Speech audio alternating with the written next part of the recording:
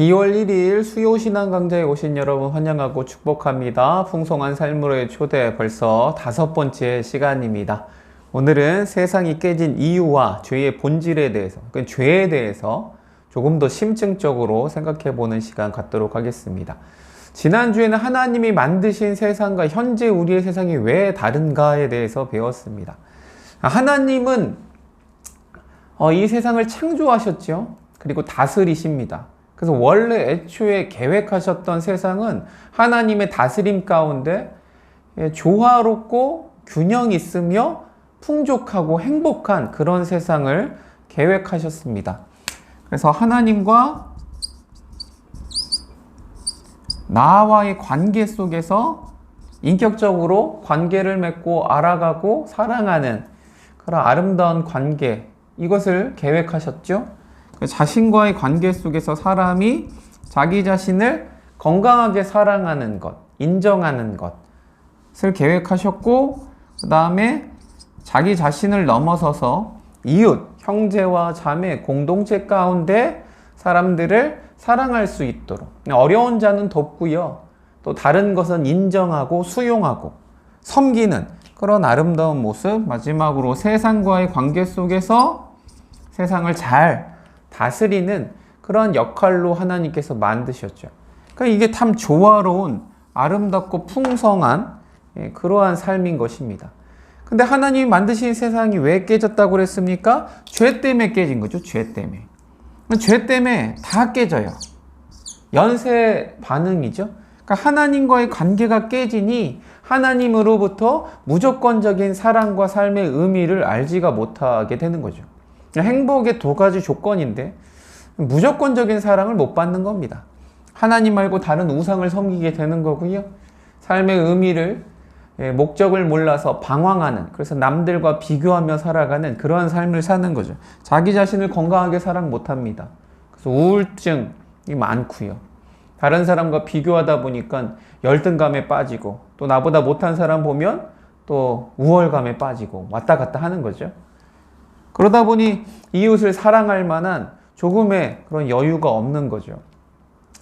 나의 마음속에 이웃이라고 하는 다른 사람을 넣을 수가 없는 것입니다. 그러니까 무한 경쟁 속에서 그냥 아둥바둥 살아가는 것입니다. 그리고 세상 가운데 세상을 잘 다스리라 했는데 그냥 세상은 자기의 이익을 위하여서 이용해 먹을 대상으로만 보는 거죠. 환경 파괴가 일어나고. 그래서 죄 때문에 모든 하나님이 애초에 계획하셨던 세상이 아니라 깨어진 세상을 우리는 살아가고 있는 것입니다. 그 이유가 뭐라고요? 죄다라는 거죠. 그 죄라는 것, 죄의 본질은 무엇입니까? 하나님과의 관계. 하나님과의 관계 속에서 우리 사람이요, 이 하나님, 그분을 무시하는 것. 요게 죄죠, 죄. 그러니까 죄라고 하는 것은 어떤 행위가 아니에요. 나쁜 일을 행했다? 그건 죄로 드러난 것이지, 그 근본은 뭐냐? 본질은 하나님을 무시하는 것입니다. 하나님을.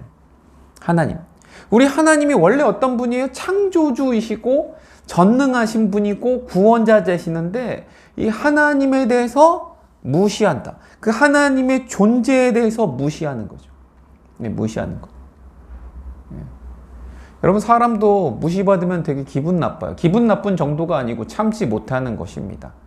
근데 무시라는 게 뭐예요? 그 사람의 존재 자체를 없다고 여기는 것이죠. 사춘기, 우리 우빈이가 이제 사춘기 조금씩 오고 있는데, 사춘기가 되면 힘들 것 같아요, 부모들이. 자기 방에 탁 들어가 있고 엄마 아빠가 불러도 대답도 안 하고 이러면, 야, 이건 이제 속이 뒤집어지겠구나. 엄마 아빠가 부르는데 없는 듯 여긴다? 우빈아 나와봐라 해도 대꾸도 안 한다? 짜증만 내고? 가만두지 않을 것 같아요. 아닙니다. 가만둬야죠. 어떡하겠어요. 사춘기가 잘 넘어가기를 기도하면서 버텨내야 되는 것이죠. 아무튼 자녀가 부모를 무시하든 부모가 자녀를 무시하든 아무튼 누군가에게 무시를 당한다, 없는 존재로 여겨진다라는 건 굉장히 사람도 참기 힘든 것인데 사람이 아니고 온 세상을 창조하신 왕이신 하나님의 존재를 없다고 여기는 거예요. 여러분, 그것에 참겠습니까? 하나님이 못 참는 거예요. 그래서 하나님이 어떻게 해요? 이 죄를 지은 자들에게 결과가 무엇입니까? 죄의 결과, 죄의 싹슨, 성경에 보면 사망이라고 되어 있는 거예요. 사망. 죽음밖에 없는 거예요. 죽음. 하나님 분노하시죠. 진노하신다고 했죠. 진노. 화낸다 그러면 보통 되게 우리는 불편함을 가지고, 하나님 화낸다? 무서운 하나님이다? 이게 왠지 나쁘게 보이지만 여러분, 화낼 땐 화내야죠. 하나님이 내는 화는 그냥 열받아서 화를 내거나 별것도 아닌 일에 막 화를 내는 그런 하나님이 아닙니다. 우리 하나님은 정의로운 거룩한 분노를 뿜으시는 분. 화내는 게 합당한 거예요. 합당한 거. 이런 대우를 받는데도 가만히 있는다? 저도 애들한테 그러는데, 나중에 이제 중학교 가서 애들이 좀 괴롭히거나 그런 사람이 있으면 무조건 말을 해라. 바보처럼 가만히 있으면 안 된다. 계속 말을 해서 교육을 시키고 있는데, 그리고 다른 사람 할 때 괴롭혀도 안 되고, 당연히 뭐라 그런다고 가만히 있으면 안 돼요. 화를 내야 되는 거죠. 화를. 우리 하나님이 내시는 화, 합당한 화고, 그 화, 진노와 분노, 이런 것들로 인해서 사망, 결국 죽음인데, 죽음이라는 것은 관계의 끊어짐이죠. 하나님과의, 사람과의 관계가 끊어져서 더 이상 하나님으로부터 무한적인, 무조건적인 사랑과 삶의 의미를 알 수 없는 상태가 됐다라는 것입니다. 예. 이게 죄의 결과인 것입니다. 사망, 죽음인 것이죠. 그러니까 하나님으로부터 그것을 못 받으면 자신과의 관계, 이웃과의 관계, 세상과의 관계 속에서 다 깨어진 세상을 경험하게 되는 거죠. 그러니까 여러분, 이 세상이 살기 좋은 세상입니까? 예, 살기 좋은 세상. 나는 천국 가기 싫어.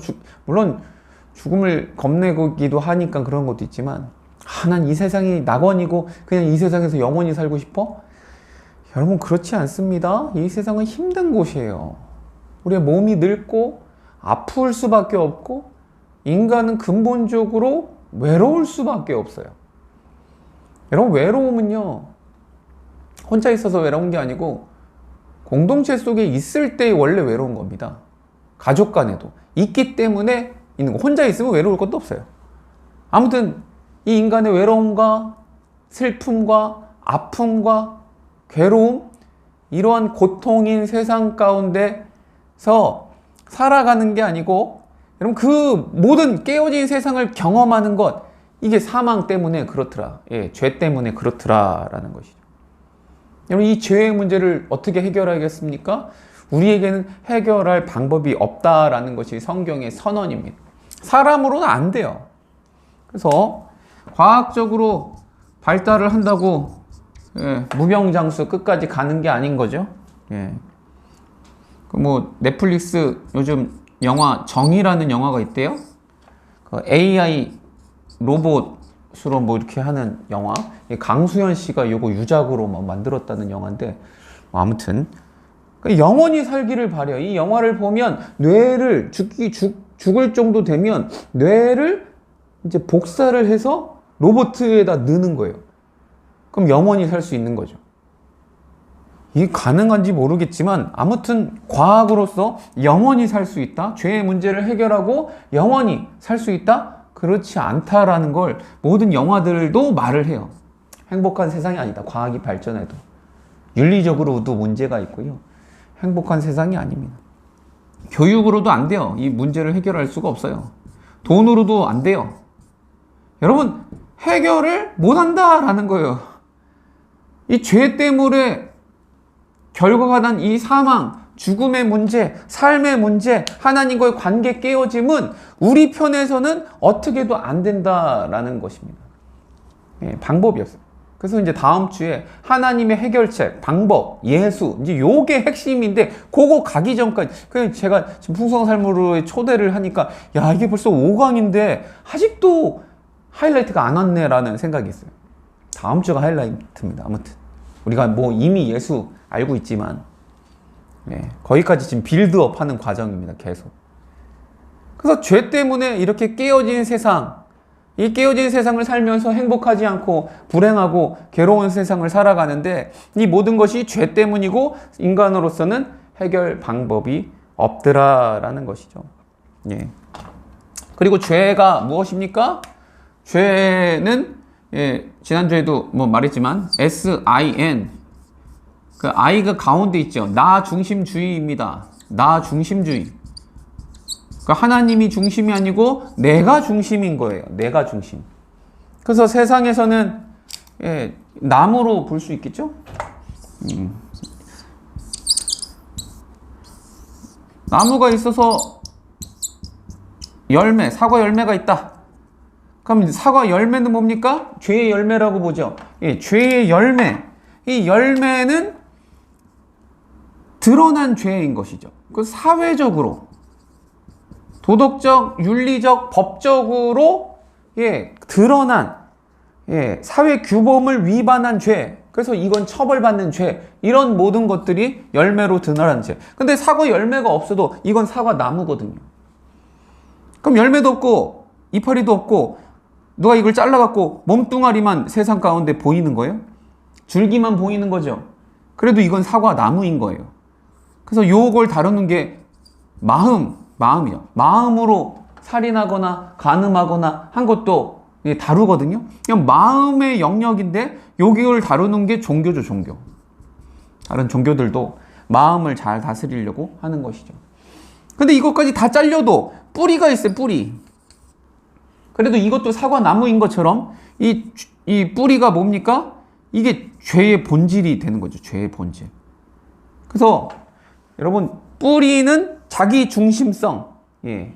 기독교가 말하는 게 요거입니다. 죄의 본질. 그래서 우리 기독교는 드러난 죄가 아니에요. 이건 법의 영역이니까. 마음의 영역이 아니에요. 마음을 다스린다고 사람은 된다고 하잖아요. 그 죄라는 것은 나 중심주의를 탈피해야 되는데 이게 되냐고요? 안 된다고요. 여러분, 내가 죽어야 된다고요. 죽었다 깨어나야 되는 거지. 사람은 자기 중심으로 살아갈 수밖에 없는 거죠. 그래서 누가 죽느냐? 대신해서 예수 그리스도가 죽는 거예요. 그래서 우리는 나를 위하여 살지 않고 예수님을 위해서 살아요. 여러분, 이게 진짜 놀라운 건데 기독교가 다루는 건 그래서 죄의 본질, 이 뿌리입니다. 죄의 본질, 자기중심주의. 그러니까 성경은 죄를 이런 식으로 말을 해요. 그래서 누군가에게 여러분 죄를 말해줄 때에 너 죄 졌으니까 회개하고 그래야 천국 가는 거야. 이게 정확하게 맞지는 않은 거죠. 요즘 아주 인기 있는 드라마 더 글로리, 더 글로리에서 사라라고 하는 사라가 친구죠. 주인공 문동은 친구인데 목사님 딸인지 모르겠는데 아무튼 교회 열심히 나가는. 근데 학폭을 하고 아주 나쁜 짓은 했는데 문동은한테 그러더라고요. 사라가, 나는 모든 거 다 하나님 앞에 회개하고 용서받았어. 난 천국 가. 이렇게 말을 하더라고요. 그렇게 간단한 게 아닌 거예요, 여러분. 자기가 죽어야 되는 거예요. 근데 우린 너무너무 쉽게 생각하는 거죠. 죄에 대해서도 잘 모르고, 죄는 어떤 행위가 아니고 상태인데, 그러니까 하나님과의 상태가 사망 상태, 끊어진 상태에 있느냐라는 거죠. 이게 얼마나 무서운지. 이 문제를 해결하는 건 이게 기독교에서 말하는 건데, 너무 쉽게 죄를 회개하고 너무 쉽게 회개받았다고 확신하고 또 그냥 회개받았으니 이미 천국행 티켓을 땄으니 아직도 나 중심으로 그냥 살아가는. 그러니까 하나님은 나를 그냥 도와주는 분, 램프의 요정, 지니처럼 생각을 하는 거죠. 그건 기독교지 않습니다. 아무리 성경을 많이 읽고 인용을 하고 예수님을 사랑한다고 말을 해도 이런 것은 기독교가 아니에요. 오히려 기독교를 빙자한 사이비죠, 사이비. 이단이죠, 이단. 그리고 우리는 정확하게 알아야 됩니다. 성경에서 말하는 죄가 뭔지, 해결책이 뭔지. 이것으로 해결할 수 없다, 사람으로서는. 한 가지 얘기만 하고 마치겠습니다. 보통 예수 안 믿는 남편들이 이런 말 많이 해요. 그냥 착하게 살면 되지. 뭐 교회를 나처럼만 살아봐. 난 법 없이도 살 사람이. 막 이런 말 하시는 분들이 있어요. 착하게 살아서 천국 갈 수 있으면 그냥 교회 안 다니고 착하게 살면 돼요. 그럴 수만 있으면 저도 뭐 굳이 뭐 교회를 왜 나갑니까? 왜 헌금을 내고 왜 봉사하고 왜 굳이 그렇게 살아갑니까? 그냥 착하게 산다면. 근데 하나님은 그렇게 보지 않더라라는 거예요. 하나님에게 있어서 착함, 그 선에 도달할 수 있는 사람은 아무도 없더라라는 거예요. 그리고 착함의 정의도 그렇죠. 착하다라는 건 내가 남에게 해를 끼치지 아니하고 또 세상 가운데 잘 순응해서 살아간다라는 거거든요. 예. 근데 남에게 해를 끼치지 않았다고 착한 거냐라는 거죠. 그렇지 않습니다. 상황이 진짜 안 좋아지고 어려움 가운데 있으면, 진짜 벼랑 끝에 몰려서 있으면 나라고 하는 존재가 언제 어디서든지 남을 해치거나 남에게 가해를 할 수 있는 죄인임을 우리는 인정해야 되는데, 그 상황이 닥치지 않으면 여러분 우리는 인정하지 않아요. 자기가 착한 줄 알아요. 여러분 착하지 않습니다. 목사들도 착하지 않아요. 솔직하게 그 안에 내면 마음을 진짜 잘 들여보잖아요. 얼마나 못됐는지 몰라요. 얼마나 자기만 알고. 얼마나. 여러분 착하지 않아요. 사람은 모두 죄인이고 악합니다. 죄를 지어서 죄인이 되는 게 아니고 죄인이기 때문에 죄를 짓는 거예요. 예. 착하게 살 환경이 아니고 진짜 나쁜 환경이면, 그러니까 여러분 감옥에 가잖아요. 그럼 거기 가면 진짜 범죄자 소굴이고 막 그런 줄 알죠? 근데 직접 감옥에 들어가서 있으면 억울한 사람, 딱한 사정을 또 다 들어보면 그럴 만도 해. 물론 상황이 그렇다고 다 죄를 지어서 범죄자가 된다 이런 건 아닌데 다 이해할 수 있어요. 다 들어보면 아유 그럴 수 있겠구나 이해가 되고, 나도 그 상황이었으면 그럴 수 있겠구나 라는 생각이 든다고 하더라고요. 사랑하는 성도 여러분, 내가 할 수 있는 게 별로 없어요. 살다 보면 그 인생의 벼랑 끝에서 내가 착하지 않다라는 걸 인정하게 되는 건데, 아직 그런 진지한 고민을 안 하고 그냥 착하게 살면 되지 뭘 천국과 지옥, 나는 그냥 내가 이렇게 살다가 죽을래. 아니면 아유 난 지옥 갈게 지옥 갈게, 지옥이 뭔지도 모르고 그렇게 말을 하는 안타까운 영혼들이 많이 있는 것이죠. 진짜 죽음 앞에 다 이게 맞닥뜨리면 얼마나 연약하고 나약하고 공포 가운데 벌벌 떠는 연약한 인생임을 모르고 그런 것이죠. 사랑하는 성도 여러분, 착하게 산다고 천국 가지 않습니다. 죄의 문제 해결되지 않습니다. 여러분 선한 사마리아 이웃 아시죠? 그 비유. 예. 여러분 예루살렘 성전에서 가는 길인데 누가 강도 만나서 막 죽어가는 거예요. 근데 그 사람을 뭐 내가 죽이지는 않았어요. 내가 때리지도 않았어요. 근데 못 본 척하고 지나갔어요. 그 사람 뭐 해를 가했습니까? 법을 어겼습니까? 아니요. 근데 그 사람이 착한 사람입니까? 그렇지 않거든요, 사실. 그러니까 성경에서의 착함은 훨씬 뛰어넘는 거죠. 어려운 이웃을 보고 도와야지 되는 거예요. 그게 착함입니다, 착함. 아무튼 죄의 문제는 해결할 수 없구나. 그냥 단순히 착하게 살아서 될 문제가 아니고 하나님께 용서를, 하나님의 분노 이거를 해결해야 되잖아요. 이 용서함을 받아야 되는구나. 근데 하나님 내가 좀 착하게 살 테니까 요 정도 가지고 합의하고 이 정도 가지고 용서해 주세요. 요 정도만 가지고 뭐 이렇게 빡빡하게 구시나 이렇게 생각해서는 안 된다고요, 여러분. 하나님이 용서해 주실 만큼 대신 누군가 죽어야 되는 거죠. 그러니까 죄의 싹 결과는 사망이기 때문에 결국 누군가 죽어야 되는 거.